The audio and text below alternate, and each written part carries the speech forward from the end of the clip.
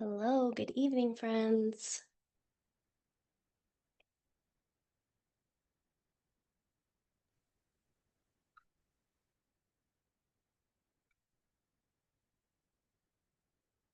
Good evening. Thank you all for joining me tonight. My name is Alyssa Fisher. I am the Director of Communication here in the CalPac conference, and I want to welcome you tonight to Social Media 101 for churches. I do want to give a couple of my normal disclaimers. We are recording this session, so if you do not wish to be a part of the official record of this evening, you can keep your camera off, you can stay muted, that is totally fine. We will be using the chat tonight, so you can type in any questions in the chat. You can also unmute yourself to ask questions throughout. It is just me tonight, so I'm going to be managing the Zoom side and the presentation side, and so I hope you're ready for that. But again, my name is Alyssa Fisher. I'm the Director of Communication. Tonight we are talking about social media and how your church can use it, how your church may be using it. I'm going to get us started by just launching a quick poll for us. So I would love to know what is your church's main reason for using social media? And this is a short answer question, so just one or two words, but I would really love to know whether you're thinking about starting a social media channel or you already have one, your church or your organization. Why do you want to use that? Why do you think social media is important for your organization? So I would love to see that. And I do think as you're typing, these will be public once I end the poll. So just keep that in mind. I always want to know when my answers are going to be shared. So, but would love to hear from you all of what your main purpose is for using social media as we get started tonight. I'm going to take us through a couple intro slides and then we'll get back to this poll. So you have a little bit of time to answer. So tonight we're going to walk through a few different things. We're going to talk about the power of communication. So that's why I have you answering this question here. And then we're going to give some tips, some ideas, some strategy for new channels. So those of you that are thinking about starting social media fresh or adding a new platform into your church's social media presence. And then we'll talk about existing channels, how you might want to level up if you are already using social media, or you might feel like you need to switch gears a little bit there. And then we'll end my presentation with talking about some free tools for managing your social media, creating your social media, and I'll be sharing some live demos with that as well. So that is what we'll be going through tonight. And so first, again, why do you want to communicate online? This is sort of a rephrase, but I would love to hear from you if you are creating a channel or if you're already using them, why you are using social media for your church. And we have quite a few answers in here, so I'm gonna go ahead and close that. But if you want to keep typing in the chat, you are welcome to. And I'm gonna see what this looks like. Okay, so I will share the results, which I think is going to put a word cloud maybe on your screen. We'll see. This is the first time I've done a short answer one, but I'm going to read through some of these. So share events and encouragement with the community, maybe using it for live stream. That's definitely a popular one. Connecting more with the community and the congregation, um, reaching the online congregation, connecting to the community, definitely. Yeah, so if it did show you the word cloud, community is the number one word there, which I think is really great. I see wanting to present a progressive voice of Christianity, which I think is very admirable, something that people are really looking for. Bishop Dottie and I have been talking about that a lot, that people are looking for that with social media these days. So, okay, great. And we're going to be doing a couple more things like that throughout the evening. So I hope that that was engaging for you, but I really appreciate you all sharing with me. I see social media as a way to advertise, definitely, right? We might be wanting to use social media to convert those online people into in-person people, and that's definitely true. I have a few ideas, right? So I think that communicating online, you have the ability to share events that are happening in your community. We'll talk a little bit about those tonight, but I think that's one of the main things I see happening really that's the churches are doing really well is advertising their events and sharing pictures and things that happened at their events. Call for giving, right? You could do a whole stewardship campaign online if you wanted to, but you also could call for donations. We did that during the LA wildfires. We, as CalPac, called for donations to help the affected congregations, communities in our area. Encouragement, I think that I saw a little bit about that in the responses as well. It is a place to encourage people to provide food for thought, provide um, positive influence in a space that can be really negative. Community engagement, that was your number one response.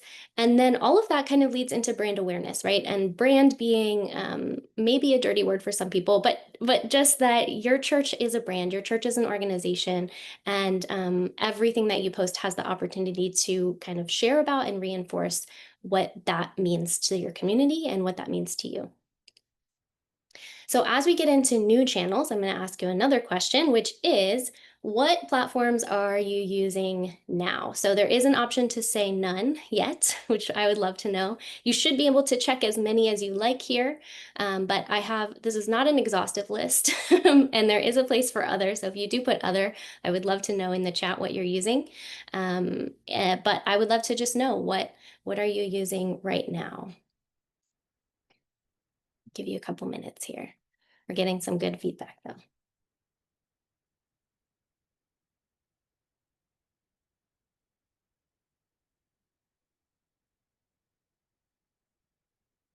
Okay, great. All right, so um, I see a lot of, I'm gonna share these with you, but I see a lot of Facebook, right? I see 15 Facebooks, so that's most of us, the vast majority of us. I see maybe about half on Instagram, more than half on YouTube, a couple others. Oh, Nextdoor, great. I love Nextdoor. That is a great idea.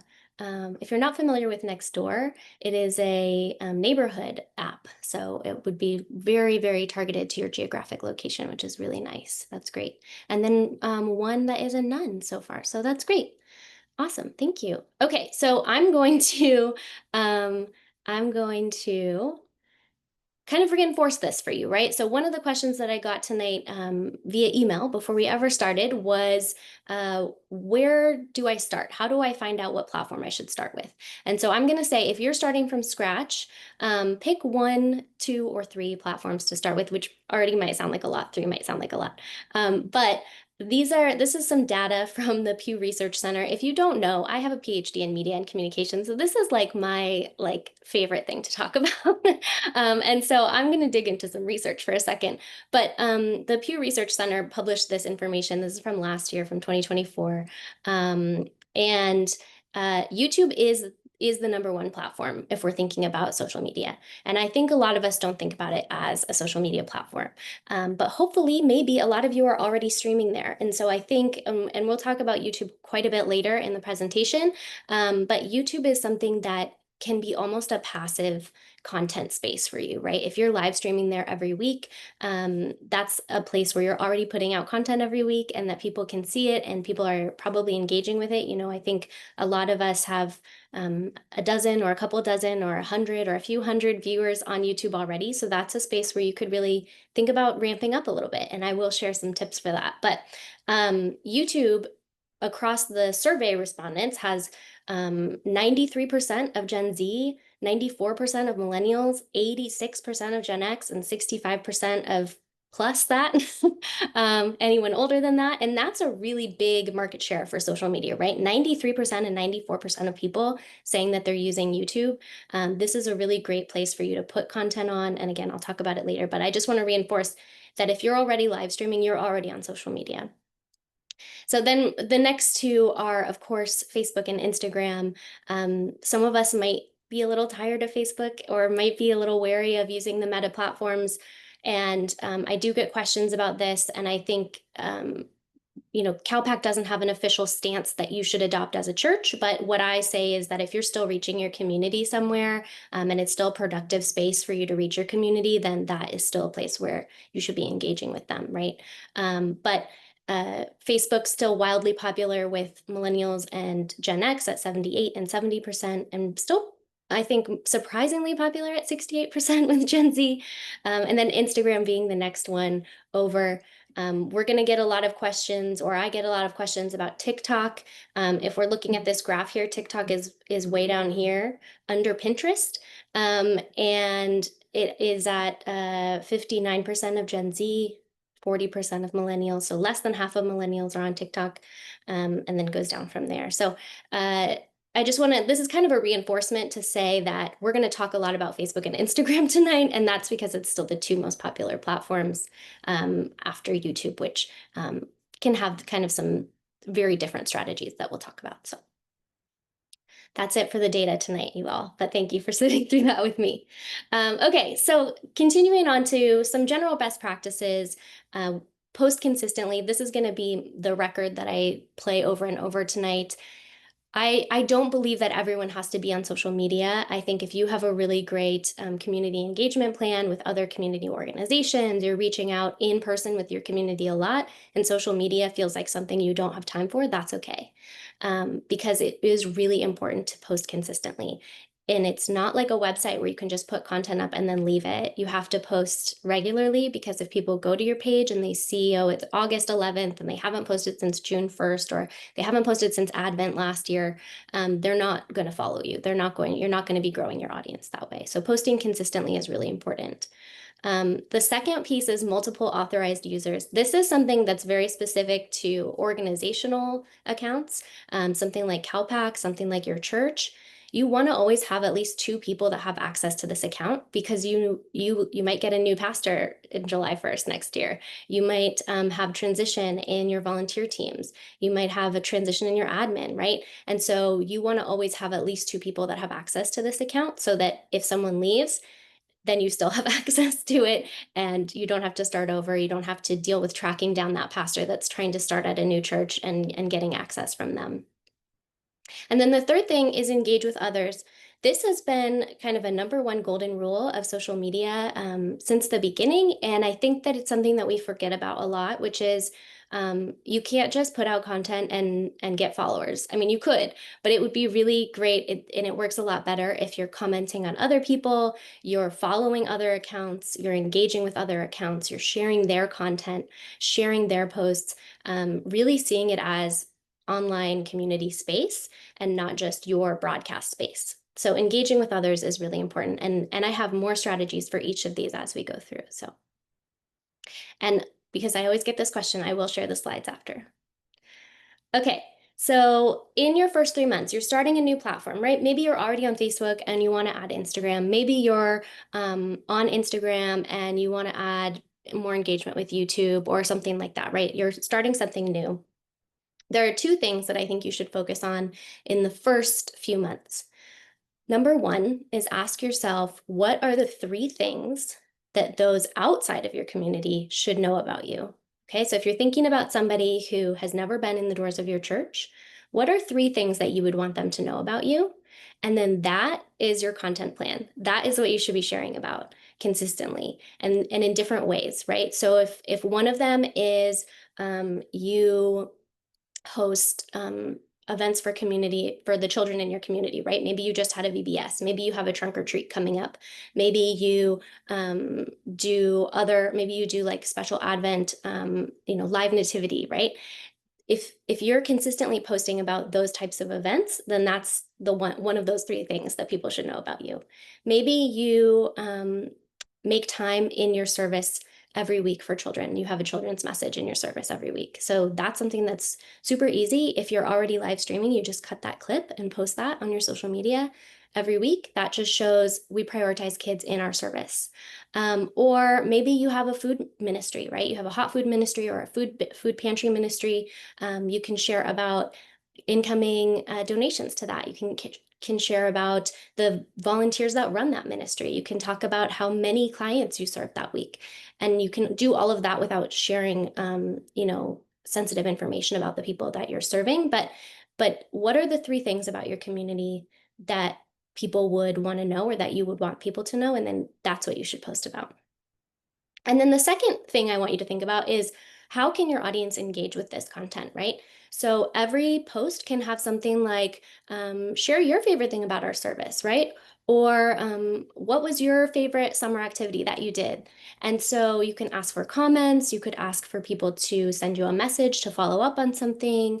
You can ask people to, if you're posting about in August, your trunk or treat, that is October 15th, say, save this post because we're going to keep sharing about it, but this event is coming up, right? So how can your audience engage with you in this? Or do you want them to tag you in content, right? That would be great too. So think about ways that you can get people to engage, and I'll share a few in a minute here too. Okay, so some strategies for creating posts, creating stories, creating content.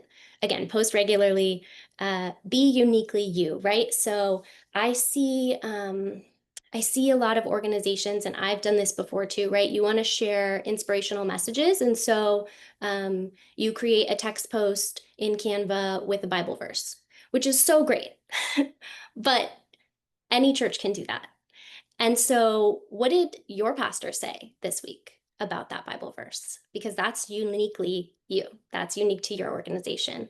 Or maybe you are having a trunk or treat, but you have a special superhero theme, right? So how do you share about your specific church in that post? Um, Always have a picture or a video.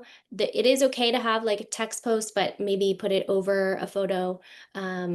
Pictures, videos, those are really engaging, especially if we're talking about Facebook. You want to make sure that you're not just posting text all the time. Those just don't feed into the algorithm as well. Use audio. So on Instagram, there are songs, there's music you can add, and I see a lot of our churches doing that, which is great. But Instagram is really liking that these days, that if you add a song to your post, you can, it'll push it out a little bit more, and it also gets added into basically a feed that all the posts that use that song are together too. Keywords we'll talk about in a little bit, but keywords are kind of, I don't want to say the new hashtag, but Instagram is really devaluing hashtags right now. And so the words that you're using in your description are what is going to feed into the algorithm and what's going to get people that are searching your post to be shown to them. So making sure that you're using keywords that people are looking for, and we'll talk about that a little bit later too. And then try different post types. I think being curious and trying out different things is really a great way to just see what's working for your audience. So there are things like stories and reels and posts, and I'm going to talk about those in a second, but just try different things. When you go into Instagram or Facebook, you have a multitude of different posts that you can make. And so try all of them. Try making things into different content and see how they do. And to that point, use the insights to see what's resonating. So take a look at Instagram has started and Facebook giving me every week when I open the CalPac account, it says, oh, here's your weekly recap. And I can look through and see how many people saw our posts or how many people messaged us, right? And I'm going to show you that in a little bit, but those are already built into Facebook and Instagram. And so we definitely want to take advantage of them. Okay, so about post types. If you are very fresh to Instagram, Facebook has all of these as well, but there's kind of three to four main ways that you're posting. So if you go to make a post, which is going to be like the goes into your feed here. You can do a static image, you can do a carousel, which is several photos together, or you can do a reel slash video. And one thing to keep in mind is that you want to make sure that things are vertical as much as possible instead of horizontal. That's just going to fit into the frame of Instagram a little bit better. But those are the kind of the main types of posts that you can make. Then there's also stories. So you see here on our account, and I'm going to show you all of this in a second, but there is a little ring around our logo, and that means that we have a story up. So that's something that you watch, and it's only up for 24 hours. You can save a story into a highlight. You can see we have highlights here from annual conference and from our Learning Lab series, which you're in right now. And so you can watch those stories that have been saved to a highlight later, even after 24 hours. Otherwise, those stories go away and no one can watch them anymore after 24 hours. That's a highlight. And then a pinned post is something that you post it, and then if you pin it, it stays at the top of your grid. It stays at the top of your page. So we, during the again during the wildfires, we had a pinned post with information on resources and how to donate and updates as we received them, so that when people were coming to our page, we thought that's probably what people are looking for, and so they can see those right at the top of the page without having to look for them.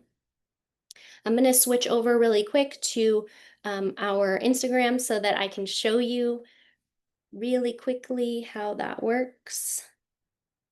Hang on.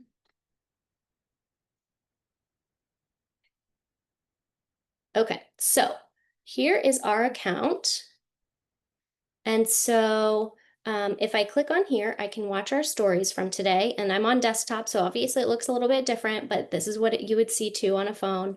You can see the posts that we did. We featured a bunch of posts from our local churches today that did back to school blessings or backpack blessings yesterday or over the weekend, or that have some coming up. So there's two that are coming up soon, the rest of this month, that we posted about as well. And then we had a post about the Learning Lab tonight with a link to register. So those are all of our stories for the day. And I clicked through them really quickly. They usually stay up for like 10 or 15 seconds each. This is an example of a pinned post. So this is a reel that's a video about our vision for the conference.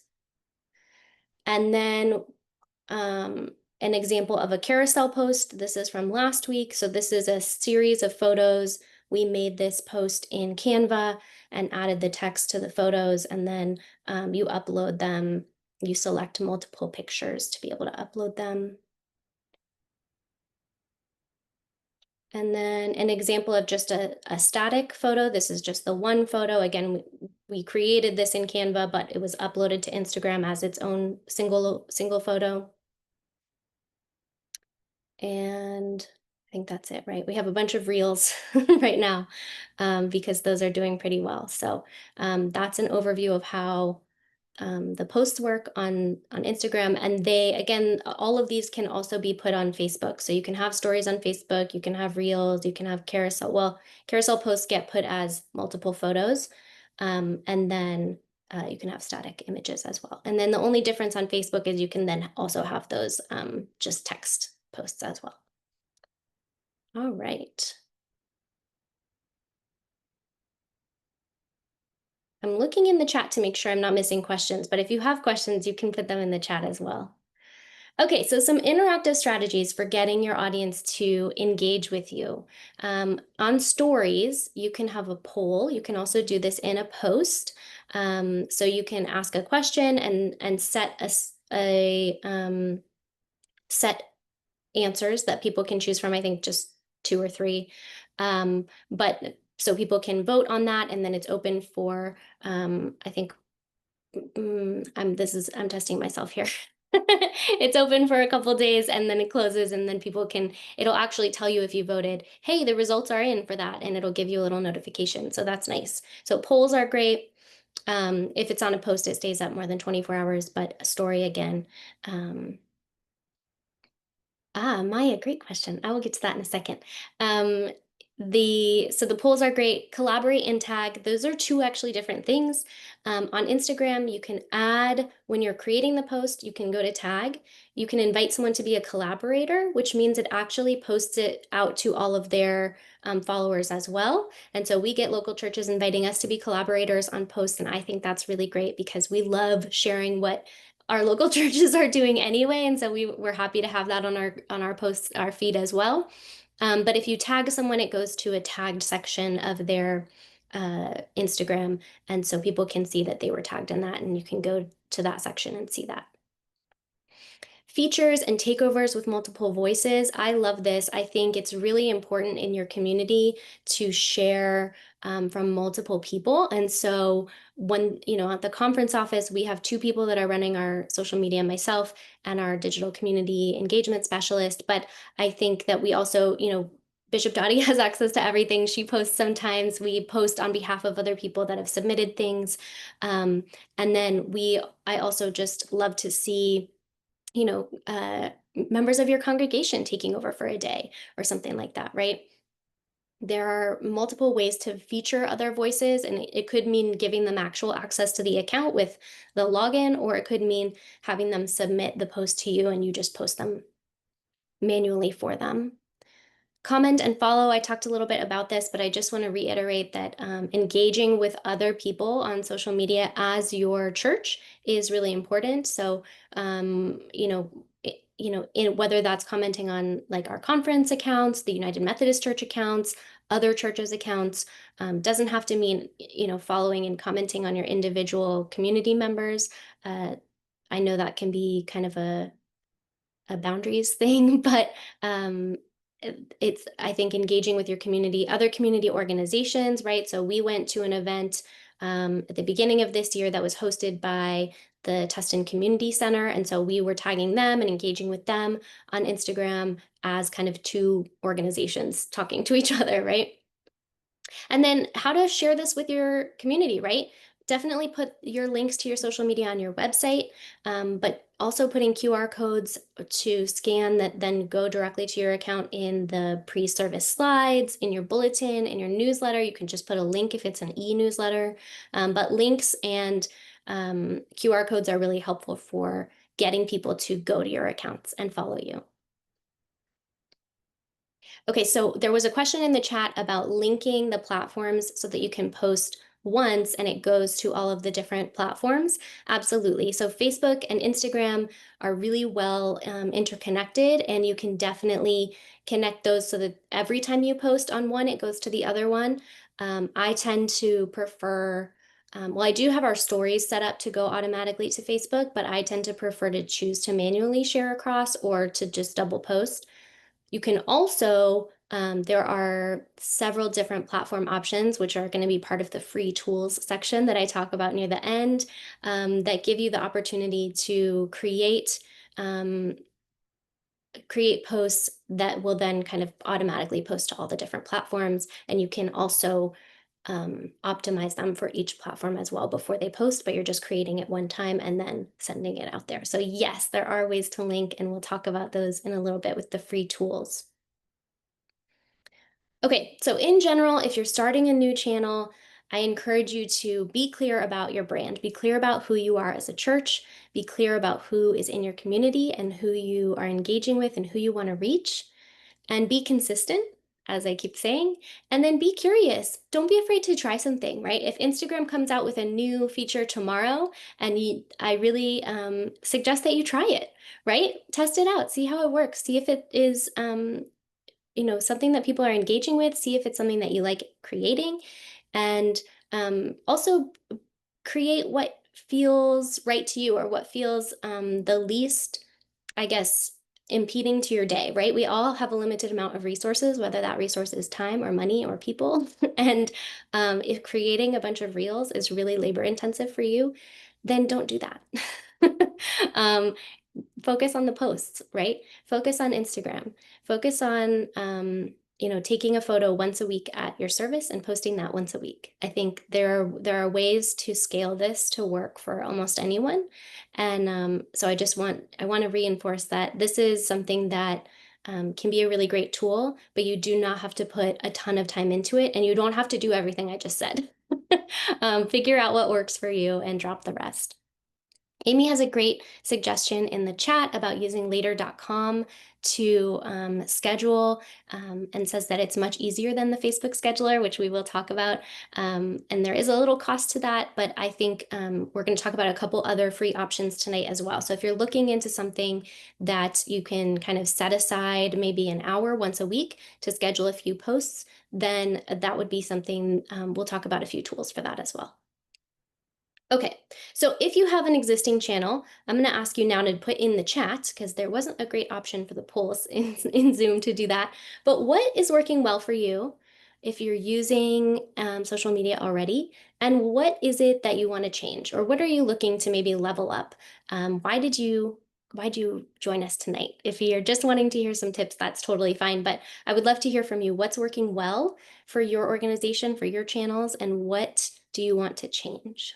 I'm going to give you a couple minutes here.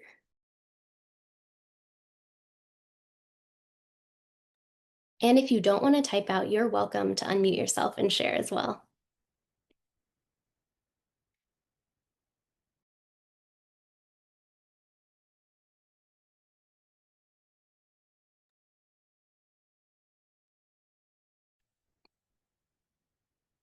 Yeah, Nicole says reels are working well, especially sermon clips, but want to get more people to engage. Absolutely. Okay. Ooh, great. Lots of things coming in. Okay. Wanting tips on better engagement, but posting consistently already. Sunday streaming is working well, but would love to have better engagement. Great. Okay. People are already on social media and you want to reach them where they are. I love that. A Facebook group. Doug, I love that. Okay, I had a whole slide in here about Facebook groups. I love a Facebook group, but um, filtering new followers is too time consuming. That is fascinating and a good piece of information. Um, Definitely modernizing your feed, moving beyond static posts. Absolutely. Great. Posting albums of Sunday services and events, that's working well. Great. Facebook events, absolutely.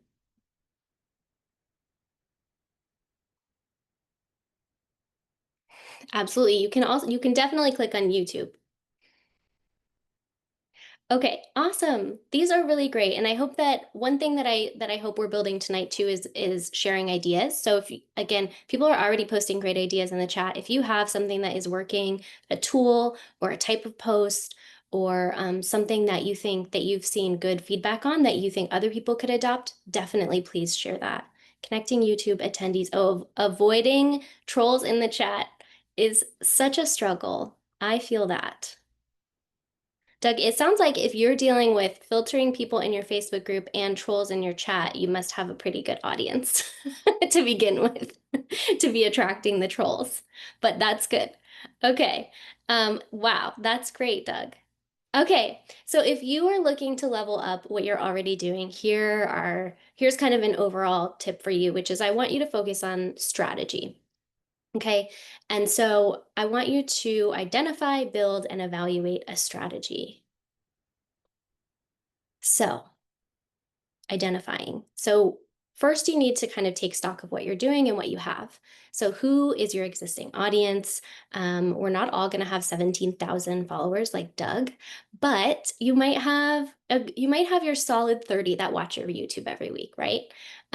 Who's your in-person audience as well? So, who do you have coming into your building? And I don't want you to just think about the people that are coming to Sunday service. Who do you have coming into your building throughout the entire week, right? Do you have people that are borrowing or renting from you that are coming to your building regularly, like preschools? Do you have groups that are meeting there regularly, like a book club or AA or a mom's club, something like that? Do you have any other churches that are borrowing from your building that are meeting at your facility? So people that are actually on your site that might be interested because they know that you exist, they might be interested in following you online. So who's your potential existing audience and who is your actual existing audience? And then how often are you reaching them? So now I'm talking about online. How often are you posting? Do you have a set schedule? Are you kind of posting whenever? If you're streaming, obviously you're streaming probably once a week for your services, but how often are you reaching them total? And then with what channels? We've kind of taken stock of that already.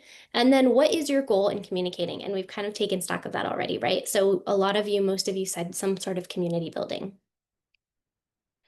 So once you've identified what's going on already, I want you to start to build. So identify a goal that you want to set. And it's going to start really small. And I want it to be very measurable for you.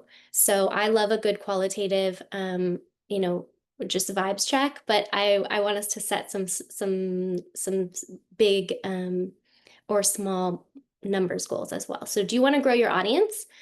If you want to grow your audience, I want you to decide, are you trying to get more followers or are you just trying to increase your reach, which means that people that aren't following you are seeing you. Those are two different goals. And then are you trying to increase your engagement? Okay. So is your goal to get more likes, more comments, shares, saves? I'm always going for the shares because I see our conference pages as a lot of information sharing and story sharing. And so I want people to share that. Um, are you trying to do some audience conversion, right? So do you want to get people to maybe start giving to you? If you have some really dedicated online viewers on YouTube, you might want to focus on a stewardship campaign to them, right?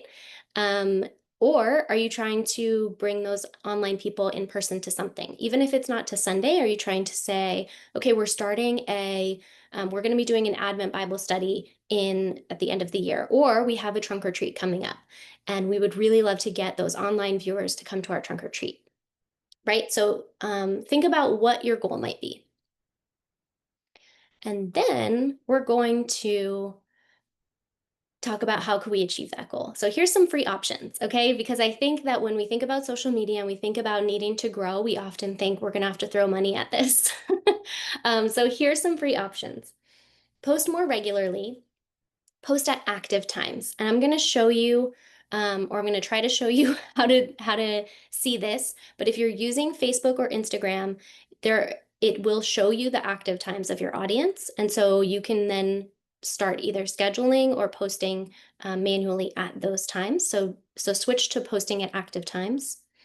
We talked a little bit about audio on Instagram already, but trending audio, if you go into your Instagram, any post, and you're going to add a song, it will show you there's like little arrows that are up and down.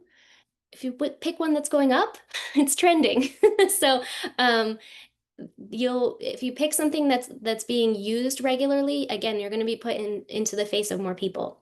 So use trending audio, popular post types. Right now, those are reels and carousels. Reels used to be a really great way to have really wide reach, and we're not seeing that as much anymore. This next one, those tags and collaborates, that's really working well for us. In CalPac, we have started inviting people to collaborate on our posts. So if we're posting about a church, we ask that church to be a collaborator, which means we're tagging them, but it goes out to all their followers as well. And we're really seeing a lot of broad reach from adding collaborators, even beyond the reach of our and the other accounts' followers. It's really feeding into algorithm well. And then create calls to action. So if you're trying to get people, especially if you're trying to get them to convert to being coming to something in person, say, hey, you can message us for more details. You can visit our website to find out more information. In that story, you can add a link. You saw I had that registration link for tonight in there.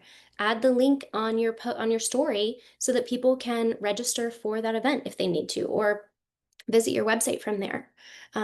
So adding links in your bio, especially on Instagram, is really great. You can add a link to just your website. Yeah, so these are some free ways to increase that and achieve your goals. And then you definitely want to evaluate. So you want to first figure out where you're starting from. So if you're saying, I want to grow my followers, say we're at 130 followers right now, or we're at those 30 valuable YouTube viewers every week, and we want to get to 75. We want to more than double that. Then you want to get that baseline number and then compare after 1 month, compare after 3 months, compare after 6 months, whatever you're comfortable with. And then reset and change and re-strategize from there, right? This is an iterative process. We are always reimagining what it looks like to be on social media, because those social media platforms are always reimagining how they want us to engage with them, right? And so this is going to be a process. It's going to be something that we're continually learning how to use.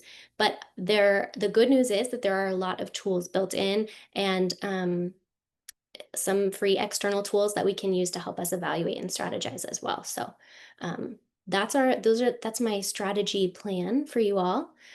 We're going to talk a little bit about the what if platforms. And so if you have a what if platform, like what about this that you haven't talked about? Because as I said, we've been talking a lot about Facebook and Instagram. I'm going to talk a little bit about TikTok, Blue Sky, Threads, and YouTube in this next section. But if you have a request, go ahead and put that in the chat. Linda, I would love to hear more about what you're doing on Nextdoor if you are willing to talk out loud, but you don't have to, and you can also just put it in the chat. But let me talk a little bit about the TikTok of it all. So TikTok is a really great platform for video. If you are willing to create video and you are willing to have someone's face in the video, it's going to be a really great platform. They are still doing a ton of reach, so you can reach a ton of people. It's not super geographically targeted. So if you're going to create something on TikTok, I would suggest that your strategy there be to, like someone said earlier, that they wanted to be a voice of a progressive Christian church. And so that would be a great goal to have on TikTok, right? Again, Bishop Dottie and I have talked about that's a voice that's really needed in these video platforms. Photo carousels are also another way that you can post on TikTok that's also very popular, but video of all lengths. This content has a longer lifespan, I like to say. So, whereas Instagram and Facebook is not going to really show any posts after maybe like a week. It's not going to be pushing it out anywhere. TikTok will continue to push out old content. And people are searching on TikTok a lot. They're using it in kind of like a Google way. And so they will TikTok doesn't necessarily prioritize new content over old content for that purpose if people are searching. So your content has a lot more longevity, right? So I'll say even for myself, I went to Tokyo almost 2 years ago, and videos that I posted from Tokyo about my trip and about hotels recommendations and things like that still get views and comments and saves from 2 years ago, right? So the longevity of your content on TikTok is a lot longer, which is great. You do need to engage with people and follow other accounts, follow similar accounts, but you really have a potential to grow a lot from there. And then I will say, actually, on TikTok, again, as I said, you want to be able to have someone's face on there talking. Individual accounts are more successful on TikTok than organizational accounts. So if you are a pastor and you're willing to be that talking head on TikTok, there's a lot of potential there for you to kind of be that voice and be in that space. Blue Sky and Threads. So these are, I'm grouping them together. They are essentially Twitter replacements, X replacements.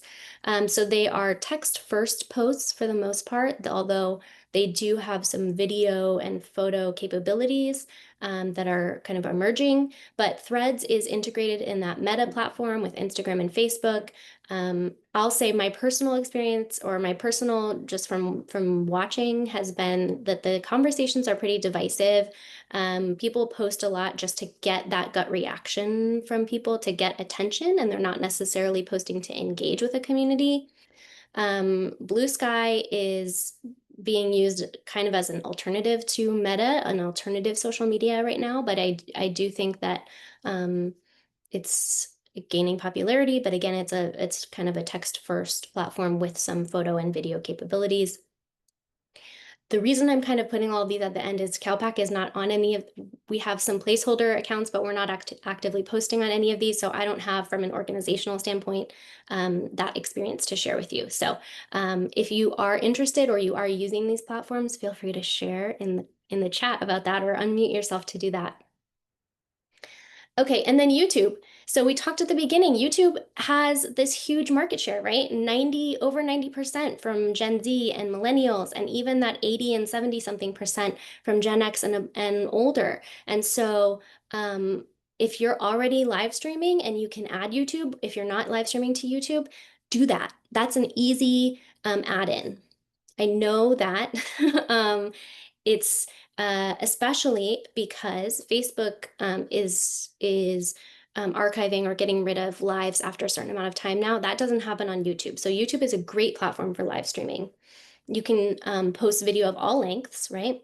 You can create clips from your posts or from your videos. You can create playlists with your videos. You can create things that it's called YouTube Shorts, but it is kind of like those stories that I showed you on Instagram. So they're very small, short little videos on YouTube. And again, has that long lifespan for content, right? People use YouTube as, again, that search engine. So they're going to YouTube to look for something. And they're really hoping for relevant content to their question, and it doesn't necessarily always have to be newest content, right?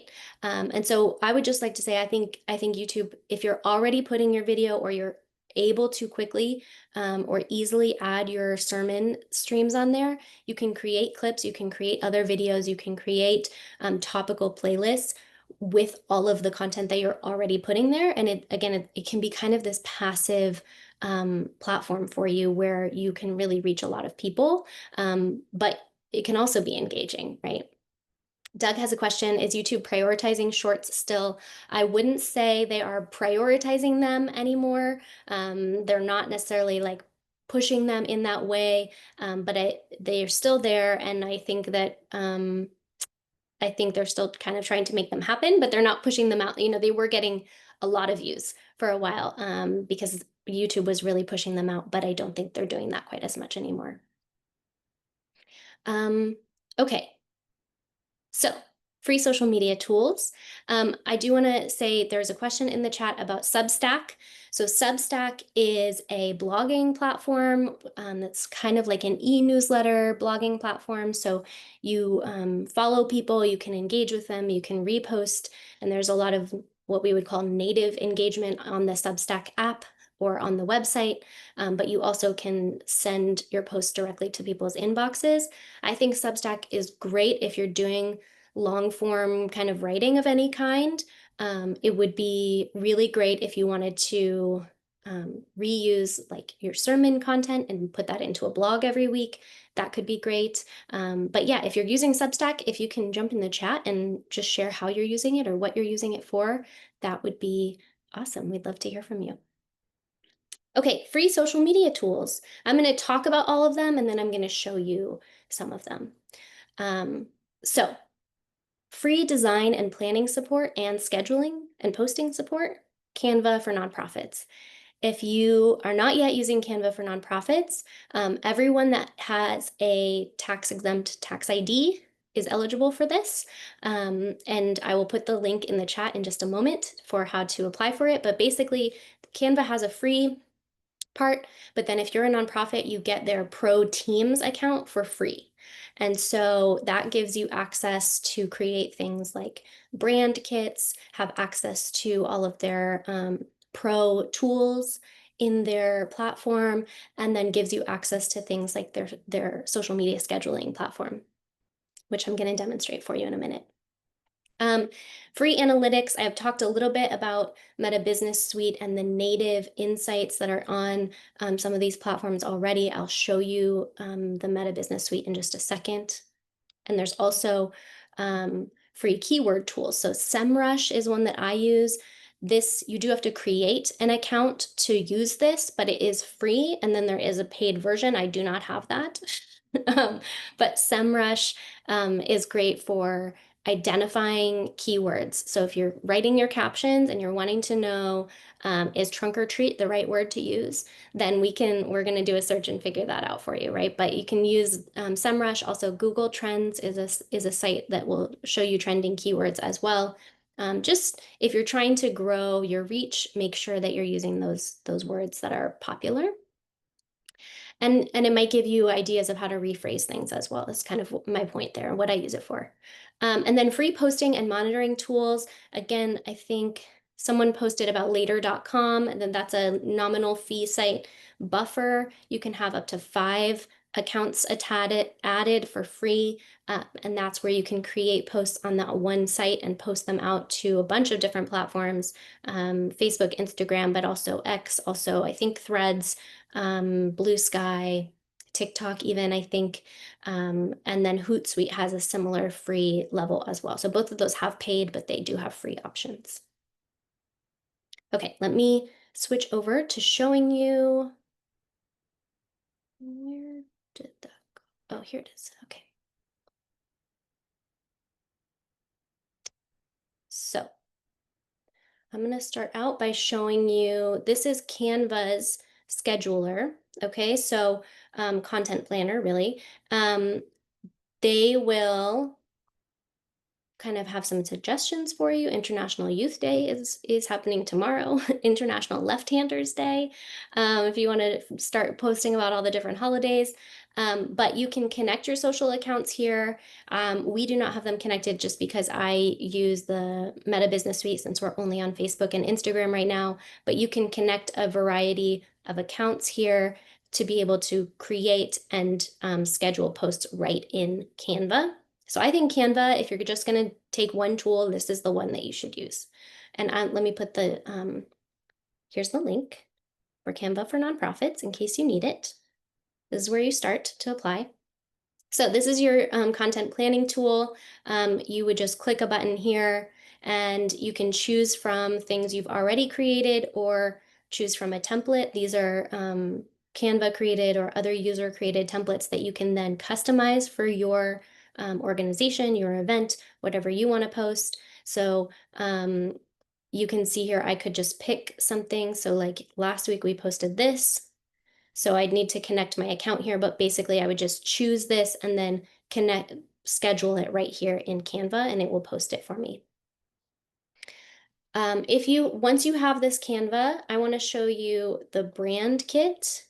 So if you have multiple volunteers or potentially staff that are using your account, you can create a brand kit here that will then set the colors, the fonts, the logos, and make it really easy for people to change things to the colors that you want to set, the fonts, titles, things that you want to set for if you want to have a kind of similar look and feel across all of your posts, okay? If you haven't used, you can really create anything in here. You can create anything, any sort of social media post, but what I really like is that they have the sizes already set. So if I say I'm gonna create an Instagram reel, it's going to show me my designs, but it also will show me, hold on, here we go, templates. It will show me a bunch of different options here of templates that I can just customize with my own content, right? So if we're going to post about National Bagel Day, but I want to make it a CalPac colors, right? I would never post about National Bagel Day as much as I love a bagel. I just wouldn't do it. But so I'm going to click on this and I'm going to go to my brand kit here. I'm going to change this to black. I'm going to change this to red. And I'm going to actually change these to our fonts, right? So where's my brand kit font? Brand kits. Here we go. And then I'm going to keep changing these colors as well to be my brand kit colors. This is not looking very aesthetically pleasing because I'm doing this on the fly, but I just want you to know that these exist and it makes it really easy to create content, especially if you're not a designer or you don't have 10 hours to create this reel. Right? And you can customize the picture if I don't like an everything bagel, which I don't, things like that. You can customize here in Canva and all of these tools. I'm using the Canva free for nonprofits. You would have access to all of this as well. Anything that you want to see on Canva that I didn't cover that I talked about? It's really hard to, Canva has their own tutorials too that you can watch. So I highly recommend those. They have, I think it's called like Canva Academy. They're really great. Oh, how to add other employees. Yes, absolutely. Let me show you how to do that. I gotta go home. And then, okay, here at the bottom where you can see the little initials, because this is the CalPac account, this is my team. So once you have a team, it would show up as your team, and I just click on invite people. And then I can either copy this link and send it to someone in an email, or I can invite them via email address. The email address, I don't recommend doing that because it often goes to spam. So I usually just copy the link and email it to them directly, and then they join through that link. But you can see I have 19 people in my team. So that's how you add other employees or volunteers. They don't have to have, one thing I really love about Canva for nonprofit teams is they do not have to have like the at CalPac UMC email address. So if you have volunteers at your church that are helping you create this content, they don't have to have a church account to be able to do that. Okay. And yes, I really don't like everything bagels. I'm sorry. It's the onion flavor that's in there that I don't like, but I do like a sesame bagel. Okay. Great. So then let's talk a little bit about SEMrush. I'm going to put this link in the chat as well. And I don't know that it's going to work if you don't have an account, but again, the account is free. And then you can use some of these tools, but not all of them. But I will, so I'm gonna say we're preparing a post about our trunk or treat, okay? So I'm gonna type in trunk or treat here to the keywords. And I'm not doing anything else. I'm not saying like what kind of organization I am or anything, but you can see that I'm gonna zoom in a little bit here for you, I think, or I'm gonna try to, at least. Here we go. So you can see that I typed in trunk or treat here at the top, trunk or treat. It's showing me that trunk or treat near me is popular with the intent to find a place to go. And so the volume of that is the highest one, 60,500 searches for that term, right? So I might want to, instead of saying, join us for our trunk or treat, I might say, have you been searching for a trunk or treat near you? Right? As many of these words as you can put in is best, right? So trunk or treat is second, totally fine as well. Trunk or treat ideas, trunk or treat near me today. And so you can kind of see what terms, what phrases related to your keyword are coming up, and you might want to tweak your caption based on that. That's how I would use this tool. I'm not trying to, you know, completely change the content that I'm doing or anything like that. But I might just, trunk or treat decorations, if that seems to be moving up. I might change it to what are your trunk or treat decorations, right? So you're just trying to keep all of those words in your caption as keywords that people are searching for. Does that make sense? And Google Trends is going to be a very similar way that you would use that. But it's just kind of a tool to help you make sure that you're using the right words, the right phrasing. Okay, and then the Meta Business Suite, I have us on the overview of my insights because I want you to see that it kind of defaults to showing you the last month-ish, 3 weeks-ish of how many views, where we're trending. We're trending down. I'll tell you why. It's because we had a lot of traction in June with our annual conference and with some of the immigration actions that we were supporting. And so we had really high reach in June. And so it keeps telling us that we're trending down. That's why. It's okay. We all have seasons, right? But I do want to see if I can find so you can see like your recents. I wanted to see where, I think it's under audience. So you can see who your audience is, you can see where they are. What I really wanted to find was oh, here we go, active times. So if you see here at the bottom, our active times are 12 to 3 p.m. is the biggest, but anytime we're posting in the afternoon or between 12 and 9 p.m., we're going to have a pretty successful time, right? That's Mondays. I think it's going to be kind of the same. Oh, these are based on our posts. So Wednesdays, 3 to 6 p.m., right? So you can kind of get that range of when the best times to post are and use that for when you plan to post your content. Now, if I'm ready to plan to post content, I can do that over here under my planner. This is going to look a little bit similar to the one that we were using on Canva. It's going to take a minute, apparently. Here we go. So these are all the posts that we've already posted. That's going to show me that.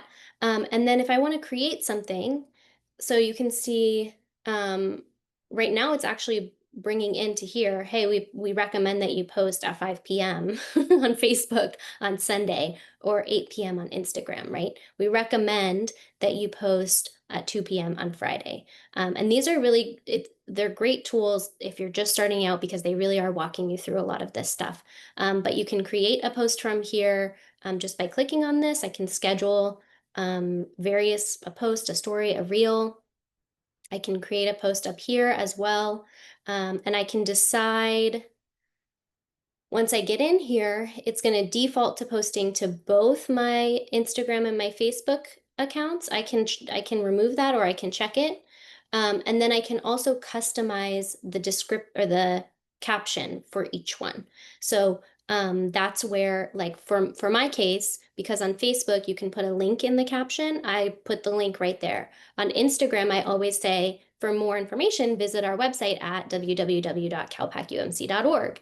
But on Facebook, you can put the actual link to the page that you want, and it'll be a hyperlink. So I can do that, and that's what I would use the customization for. Um, our digital community engagement specialist often customizes them with hashtags and keywords and things like that. And then you'll see you can schedule it here. You can set them to even go at different times. So if I wanted to follow, and it will tell me the active times here. So if I wanted to follow the active times and choose different times to post, I can. And then here's where you would add a collaborator. And so I think this is pretty user friendly. I think this is great for a free tool. Canva is also really great for a free tool. Facebook provides a lot of those insights and everything. So if you're just looking to adapt one thing for scheduling and finding more insights, this is a great place to start. Canva is awesome because you can create your content right in there and then schedule it. Whereas this, you would need to actually download it and then re-upload it in Meta. Okay, what else did I say I was going to show you how to use? Let's see. I said, oh, Buffer. Let's talk about Buffer really quick. And it's going to be similar. It's another free tool. Again, I think you can add up to 5 accounts. And so here are the channels that they have. So you actually could do YouTube, TikTok, Pinterest, LinkedIn, Blue Sky, Facebook, Instagram, Mastodon, which we did not talk about, Threads, and X all in here. And you can have up to 5 for free, at least the last time I checked. And it's very similar to what I just showed you on Meta. You create the post right there, and then you choose which accounts you want it to post to and when, and it will send it out for you. They also send you some analytics. They when we were using them, they were emailing them to us, which was really great because it was just in our inbox. But you can go in there and view them as well. So Buffer, another great free tool. Okay, awesome. Well, I'm gonna go back to my presentation. Um, And I just want to encourage you, this is my last slide, and we'll get into some questions or other tips, but a lot of you talked about community at the beginning of this as your main goal for engaging, and many of you use that word. And I think that for me, when I think about your local churches being on social media, it's that you're really bringing church to that space, right? And we need church in that space for sure. We need some encouragement. We need that presence. And so everywhere that you're communicating on social media is church. It is bringing church to people in that space. And so I'm really thankful that you're all here and that you're willing to take that step if you're already doing it, or leveling up if you're already doing it. But I think that it's important that we are in these spaces and that we're sharing about our communities in that way. And so thank you for that. But I'm happy to take your questions. Here is my email address on the screen if you want to follow up with me. I did send you an email today already about this webinar, but you're welcome to email me with questions and other things as you think of them. But I'm also happy to stick around. We still have a little bit of time. If you would like to ask questions or share a little bit, I'm not going to put anyone on the spot, Linda. I'll talk about Nextdoor. So Awesome. Nextdoor, I just discovered about 6 or 7 months ago, and actually for another nonprofit, Toastmasters. So I was advertising, and we were able to double our membership in part because of Nextdoor in just like 6 months. But here's why it's so wonderful. It's local and it's based on zip code or neighborhood.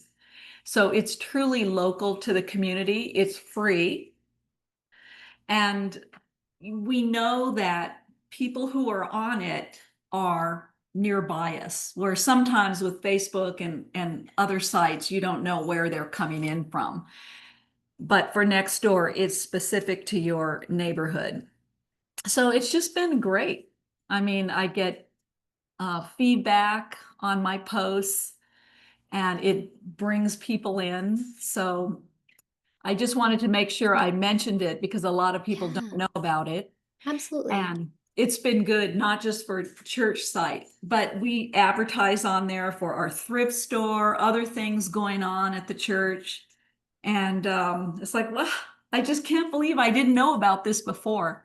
Yeah, So I just cool. wanted to mention that. Okay, so you're posting mostly about events or things that are happening at the church. Correct. Okay, Yes. great. And Yeah. is it, would you recommend posting with like images? Is it mostly just text? What do you do? Oh no, definitely doing images. Mm-hmm. I'm doing a lot of humor during the week to draw people in. Yeah. You cannot post as much as you can on Facebook. Like you could just Yeah. and write on Facebook. Um, so it's not as much text, but it's a little more text, I think, than Instagram. Okay. Awesome. So, and you can Thank you. personalize it and you can add businesses to Mm-hmm. your personal account as well. So I have the church on there, Okay. but just wanted to make sure everyone knew about it. Cool. It's Thank been you, very Linda. nice. Yeah, that's a great idea. One that I had not heard of churches using before, but totally makes sense. It's almost like an online version of those, your mass neighborhood mailers. Yes, exactly. All right. But I, Amy is asking in the chat if your local church, if you're running a Facebook page and you're willing to share, Amy would like some examples to look at for people. So anyone can do that. yes, yeah, Did you have something else that you wanted to share, Linda? I'm sorry I cut you off. yes, I lost my train. of thought. Oh, okay. Let's see, what was it? Oh, it'll come back to me. I'll Okay. put it in the chat. So, Okay. Nicole, are you also running University UMC in Irvine? No, Okay. I'm not. Okay. I was just wondering, they did a really hilarious video for their VBS last week, and I know that they have someone that is running it for them. How great. I'll have But to take yeah, a look at they it. did a great Yeah. job with that. Yeah. How great is that? Yeah. I love it when people just get creative. I mean, that really Yeah, is what gets attention from people. absolutely. Very cool. All right.